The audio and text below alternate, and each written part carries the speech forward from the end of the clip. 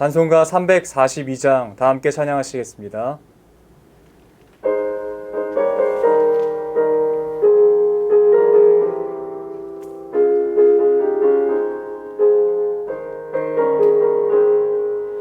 너 시험을 당해 죄 짓지 말고 너 용기를 다해 곧 물리치라. 너 시험을 이겨 새 힘을 얻고 주 예수를 믿어 늘 승리하라. 우리 구주의 힘과 그의 위로를 빌라. 주님 내 편에 서서 항상 도우시리. 내 친구를 삼가 잘 선택하고 너 언행을 삼가 늘 조심하라. 너 열심을 다해 늘 충성하고 온 정성을 다해 주 봉사하라. 우리 구주의 힘과 그의 위로를 빌라. 주님 내 편에 서서 항상 도우시리. 잘 이기는 자는 상 받으리니 너 낙심치 말고 늘 전진하라. 내 구세주 예수 힘 주시리니 주 예수를 믿어 늘 승리하라. 우리 구주의 힘과 그의 위로를 빌라. 주님 내 편에 서서 항상 도우시리. 기도하겠습니다. 하나님 아버지 감사합니다. 오늘도 우리에게 새날 허락하여 주시고 하루의 첫 시간 첫 문을 열며 하나님의 보좌 앞으로 나아와 주 예수 그리스도의 이름을 부르며 찬양하며 예배할 수 있도록 은혜를 주셔서 감사합니다. 하나님, 우리가 하나님께 속한 삶을 정말 잘 살아내고 싶습니다. 그냥 허울뿐인 그런 그리스도인으로 살아가지 않게 하여 주시옵소서. 온 마음과 전심과 뜻을 다하여 그리스도인답게 살아가게 하여 주시옵소서. 세상이 손가락질할 때에 우리가 어떻게 면피할까 핑계거리를 찾지 않게 하여 주시고 우리의 선함과 착함과 행실로 말미암아 그냥 우리의 삶 자체가 그 증거가 되고 살아계신 하나님의 그 영광을 드러내는 주의 귀한 통로가 될 수 있도록 우리의 삶이 더욱더 예수 그리스도 닮은 삶으로 나아가게 하여 주시옵소서. 안타깝고 흉흉한 소식들이 곳곳에서 들려옵니다. 하나님, 우리가 이때의 마음의 중심을 오직 예수 그리스도께 두기로 결정합니다. 하나님께 두오니 주님께서 합당한 삶 살아낼 수 있도록 우리에게 새 힘 허락하여 주시옵소서. 말씀의 자리로 나아갑니다. 이 말씀이 우리에게 계시하시는 것을 우리가 깨달아 알게 하여 주시고 정말 참된 그리스도인이 무엇이고 그리스도를 본받는 생활은 어떠한 것인지 우리가 깨달아 단순히 행함과 지식을 머리로만 아는 것이 아니라 정말 온 힘과 전심을 다하여 우리의 삶으로 살아낼 수 있도록 우리에게 힘 허락하여 주시옵소서. 함께 하시고 역사하실 주님 믿고 감사드리며 살아계신 우리 주 예수 그리스도의 이름으로 기도드립니다. 아멘. 오늘 우리에게 주신 하나님의 말씀은 요한 2서 1장 1절 말씀부터 요한 3서 1장 15절까지의 말씀입니다. 장로인 나는 택하심을 받은 부녀와 그의 자녀들에게 편지하노니 내가 참으로 사랑하는 자요 나뿐 아니라 진리를 아는 모든 자도 그러하는 것은 우리 안에 거하여 영원히 우리와 함께할 진리로 말미암음이로다. 은혜와 긍휼과 평강이 하나님 아버지와 아버지의 아들 예수 그리스도께로부터 진리와 사랑 가운데서 우리와 함께 있으리라. 너의 자녀들 중에 우리가 아버지께 받은 계명대로 진리를 행하는 자를 내가 보니 심히 기쁘도다. 부녀여, 내가 이제 내게 구하노니 서로 사랑하자. 이는 새 계명같이 내게 쓰는 것이 아니요 처음부터 우리가 가진 것이라. 또 사랑은 이것이니 우리가 그 계명을 따라 행하는 것이요 계명은 이것이니 너희가 처음부터 들은 바와 같이 그 가운데서 행하라 하심이라. 미혹하는 자가 세상에 많이 나왔나니 이는 예수 그리스도께서 육체로 오심을 부인하는 자라. 이런 자가 미혹하는 자요 적 그리스도니 너희는 스스로 삼가 우리가 일한 것을 잃지 말고 오직 온전한 상을 받으라. 지나쳐 그리스도의 교훈 안에 거하지 아니하는 자는 다 하나님을 모시지 못하되 교훈 안에 거하는 그 사람은 아버지와 아들을 모시느니라.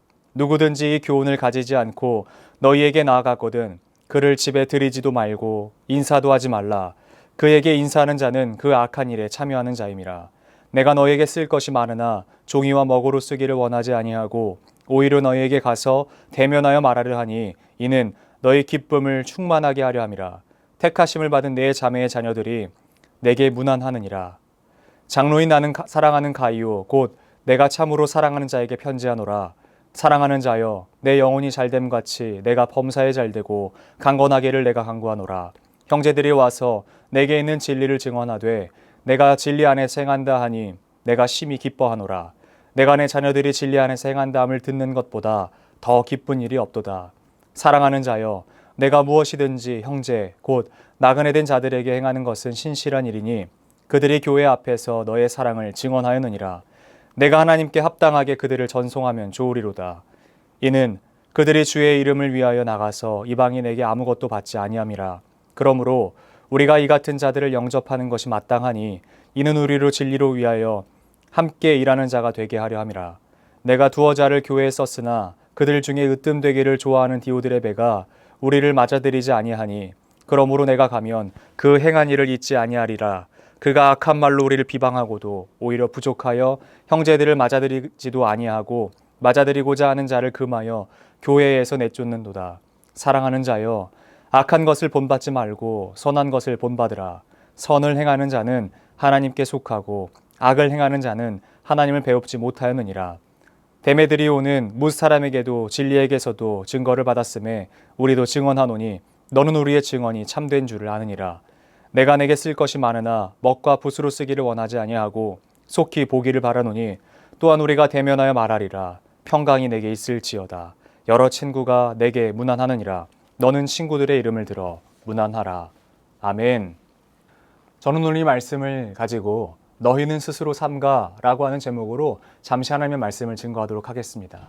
사실 오늘 본문은 요한 2서의 전체와 요한 3서의 전체이지만 저는 수요 예배 때 요한 3서에 대한 이야기들을 다뤘기 때문에 오늘은 요한 2서를 조금 중점으로 해서 말씀을 보고자 합니다. 사도 요한이 에베소 교회 성도들에게 편지하는 편지의 내용이 바로 요한 서신입니다. 여기서 말하는 에베소 교회는 단순히 그가 사역했던 교회이기 때문에 보내는 간단한 이유를 넘어섭니다. 에베소 교회에게 보내는 편지는 단순히 에베소 지역에서만 읽혀지지 않고 어디까지 이어지는 줄 아십니까? 우리가 요한계시록을 보면 7개의 소아시아 교회들이 나옵니다. 그리고 그 순서가 왜 하필이면 이렇게 쓰여졌는가 라고 하는 궁금증을 가지셨던 적은 혹시 있으십니까? 그 이유는 바로 이것입니다. 당시에 그 우편의 배달 통로가 바로 그 7교회의 순서입니다. 에베소, 서머나, 버가모, 두아디라, 사데, 빌라델비아, 그리고 라오디게아까지요. 당시 우편 보급의 루트가 바로 에베소로 시작하여서 라오디게아까지 이어지는 루트였기 때문에 그 7교회가 이 순서대로 나오는 것이에요. 그러니까 여러분 이것을 기준으로 본다면 사도 요한이 에베소에 보내는 편지를 받아들일 때요. 에베소 성도들이 가장 먼저 읽었을 것입니다. 그러나 에베소 성도들만 읽지 않고요. 그 다음에는 서머나 지역으로, 그 다음에는 버가모 지역으로, 그 다음은 두아디라, 사데, 빌라델비아, 라오디게아 지역까지 아마 그 편지가 도달했을 것이라는 거예요. 대표성을 가지고 에베소 지역을 처음 들어서 쓰는 편지가 바로 요한 서신들입니다. 그렇게 쓰인 편지는 총 4통으로 우리가 알고 있죠. 그중 첫 번째가 바로 요한 1서라면 두 번째 편지는 바로 요한 2서입니다. 그러나 요한 2서는 요한 1서와는 달리 아주 짧게 쓰인 책으로 볼 수 있어요. 많은 내용을 늘어놓기보다는 짧고 간결하게 쓴 내용으로 이루어져 있음을 우리가 모두 다 알 수 있습니다. 그는 이 편지를 열면서 자신을 장로라고 소개합니다. 여기서의 장로는 우리가 생각하는 직분자의 개념보다는 믿음으로서 큰 어른을 이야기하는 것으로 볼 수 있습니다. 그러나 이 편지를 받아보는 사람들도 그가 장로임에 이견이 없을 수 있는 이유는요. 이 편지를 쓰는 사람인 사도 요한은 예루살렘 지역에서 대들보와 같이 여겨졌던 3인 중에 한 명이었기 때문에 그렇습니다. 영적 권위가 있는 사도 요한이 편지를 쓰고 있고 그 편지를 받아듣는 에베소 지역 사람들은요, 요한에게 이미 가르침을 받았어요. 에베소 지역 교회에 있었던 그 3명의 목회자가 있는데 첫 번째가 사도 바울이고 사도 바울로부터 에베소 지역의 교회가 세워졌죠. 그리고 이어지는 것은 바로 디모데입니다. 디모데가 2대 목회자였고 세 번째가 바로 사도 요한인데 그 사도 요한이 에베소 지역에 편지를 하고 있는 것이에요. 이제 마지막 남은 예수 그리스도의 직계 제자라는 것을 사람들이 다 압니다.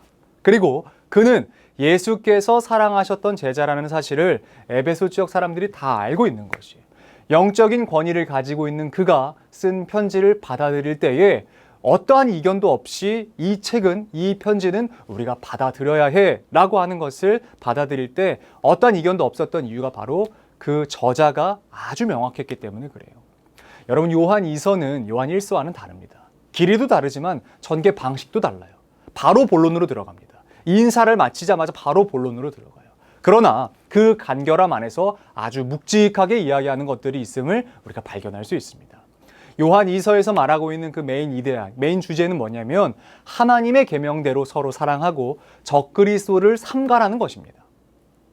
요한 1서에서 사랑을 하나님 자체라고 설명하면서 하나님을 아는 자가 사랑한다라고 정의했다면 요한 2서에서는요, 사랑을 이렇게 말합니다. 사랑은 이것이니 우리가 그 계명을 따라 행하는 것이요 라고 이야기합니다.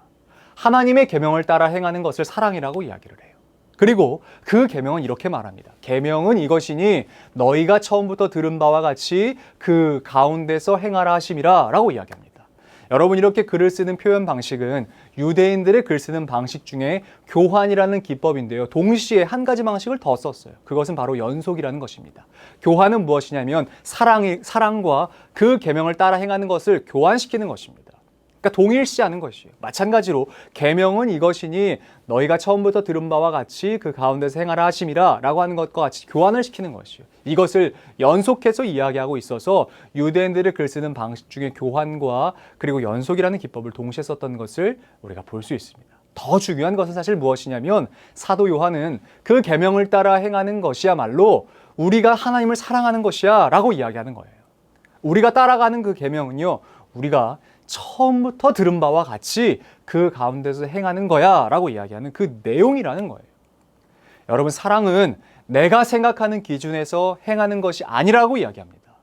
내가 정의한 대로 행하는 것이 사랑이 아니라 계명대로 행하는 것이 사랑이라고 이야기합니다. 내가 새겨놓은 방식대로 행하는 것이 아니라 하나님께서 말씀해 주신 계명을 따라 행하는 것이 사랑이라고 이야기합니다. 그렇다면 그 계명은 무엇일까요? 처음부터 들은 바와 같이 그 안에서 행하는 것이 바로 계명이라고 이야기합니다. 우리가 처음부터 들었다라고 표현된 말은 제가 여러 번 말씀드렸지만 창시자 혹은 통치자라고 하는 표현을 처음이라고 하는 그 대명사로 여겨서 요한이 말하고 있는 거예요. 그러므로 이 말을 요한이 말하는 그 정리 방식대로 정리해보자면 어떻겠습니까? 계명은 통치자에게 들은 바와 같이 통치자 안에서 행하는 것이다 라고 정의할 수 있는 거예요. 무슨 말일까요? 하나님께 들은 바와 같이 하나님 안에서 행하는 것이 계명이라는 겁니다. 우리는 하나님께 들어야 되는 존재들이에요. 왜 하나님을 믿으면서 세상 이야기에 귀를 기울이십니까? 왜 하나님의 일을 하면서 세상에 정이 내려온 것에 그것에 귀를 기울이십니까? 그것이 마치 정답인 것처럼 그것을 진리를 삼아 살아가십니까? 사도 요한은 지금 그거 하지 말라는 거예요.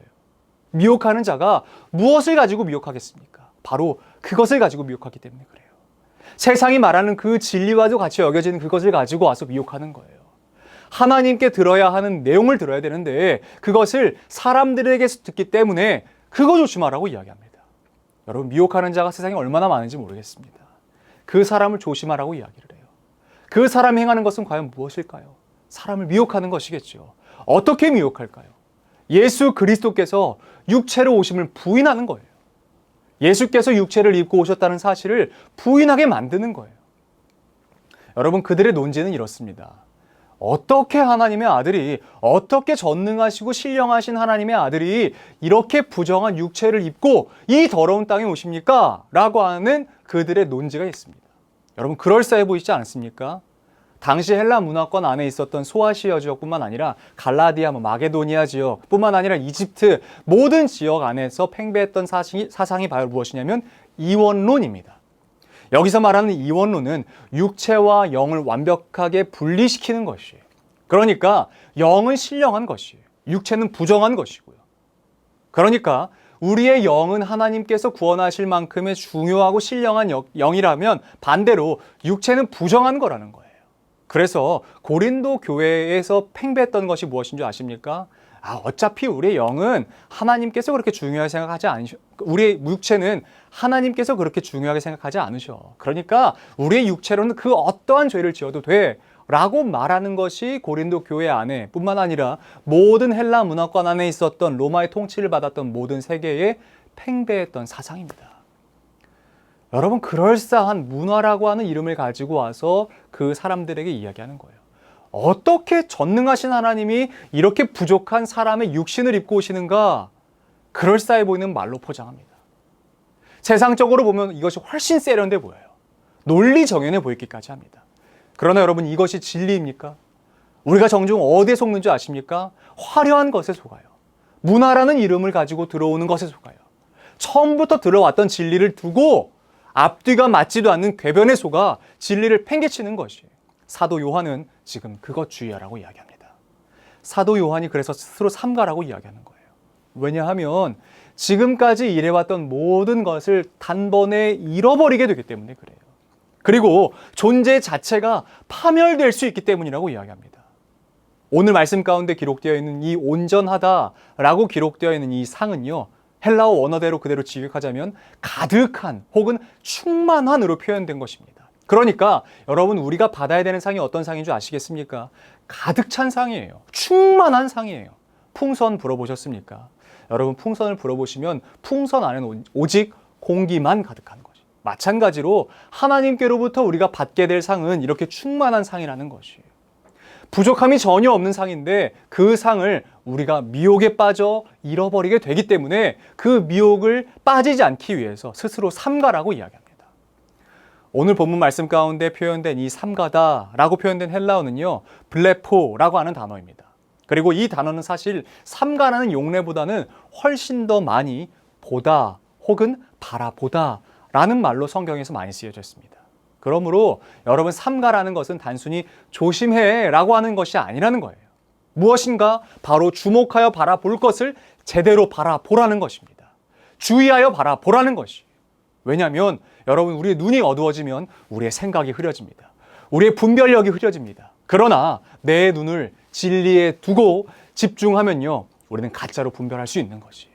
그러므로 우리가 삼가야 하는 것은 무엇이겠습니까?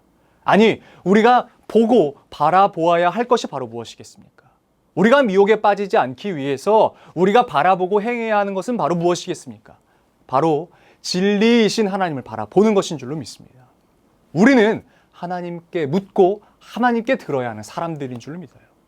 왜 자꾸 세상이 말하는 기준으로 하나님을 해석하십니까? 하나님께서 말씀하시는 말씀으로 세상을 해석하시는 믿음이 생기시길 바랍니다. 세련되고 나이스한 것이 우리의 삶을 진리로 인도하지 않습니다. 투박해 보여도 진리가 우리의 삶을 생명으로 이끄는 줄로 믿습니다. 그러므로 우리의 모든 기준은 하나님이 되셔야 돼요. 그분이 내 삶을 이끄셔야 돼요. 그분 손에 내 삶이 들려 있어야 되는 것입니다. 그러기 위해서는 여러분, 스스로 삼가셔야 됩니다. 스스로 그 마음을 하나님께 둘 줄 알아야 합니다. 하나님께 집중해야 합니다. 그분께 듣고 그분께 여쭤봐야 하는 것입니다. 사랑은 여러분, 계명을 따라 행하는 것입니다. 그리고 그 계명은 통치자이신 하나님께 들은 바와 같이 하나님 안에서 행하는 것입니다. 하나님 바깥에는 진리 없습니다. 하나님을 제외하고는 진리 없습니다. 하나님 바깥에는 생명 없습니다. 하나님밖에 없습니다. 우리는 이 믿음을 가지고 세상의 것들을 삼가고 세련돼 보여서 우리를 미혹하고 현혹해 보이는 것들을 삼가고 우리가 집중해서 주목해서 바라보아야 할 우리의 유일한 대상이시고 우리의 유일한 진리이신 하나님께 우리의 모든 마음을 쏟아야 될 줄로 믿습니다. 이 말은 당시 사도 요한이 에베소 지역에 있었던 소아시아 지역에 있었던 사람들에게만 이야기하는 것이 아니라 오늘 이 시대를 살아가는 우리에게도 동일하게 이야기하는 말인 줄로 믿습니다. 여러분, 여러분의 믿음을 미혹하게 하는 영이 있습니까? 여러분의 마음을 실족하게 하는 영이 있습니까?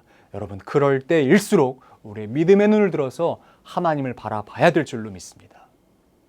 히브리서 3장 1절 말씀 이렇게 말하고 있습니다. 그러므로 하나님 안에서 함께 부르심 받은, 하나님 안에서 함께 거룩하게 부르심 받은 형제들에게 이렇게 이야기해요. 예수를 깊이 생각하라고 이야기합니다. 여기서 생각하다도 마찬가지로 하나님을 바라보는 것입니다. 여러분, 우리가 분별하기 위해서, 우리가 미혹되지 않기 위해서는 역설적이게도 진리이신 하나님께로 더욱더 나아가야 됩니다. 내가 그냥 버티고 서는 것이 미혹당하지 않는 방법이 아니라 진리이신 하나님께로 더욱더 가까이 가는 것이 우리가 미혹당하지 않는 유일한 방법인 줄로 믿습니다. 그러므로 사랑하는 수유제일교회 성도님, 우리가 있는 그 자리에서 하나님께 더욱더 집중합시다. 하나님께 여쭙고 오직 하나님께로부터 나오는 그 말씀에만 집중합시다. 교회에서 계속해서 이야기하고 있는 마치 슬로건과 같은 것이 있잖아요. 말씀대로 믿고 말씀대로 살아갑시다. 하나님의 입술과 하나님께로부터 들려오는 이 말씀을 우리가 듣고 우리가 믿고 그 믿음대로 살아가는 저와 여러분들이 되시기를 바랍니다. 기도하겠습니다. 하나님 아버지 감사합니다. 사도 요한은 미혹되지 않기 위해서 스스로 삼가라고 이야기합니다. 그리고 그 삼가는 것은 단순히 우리가 그 자리에서 버티고 서는 것이 아니라, 단순히 주의하는 것이 아니라 진리이신 하나님께 묻고 하나님께 듣는 것이라고 이야기합니다. 하나님, 우리가 들어야 할 계명이 무엇이겠습니까? 우리가 지켜야 할 계명이 무엇이겠습니까?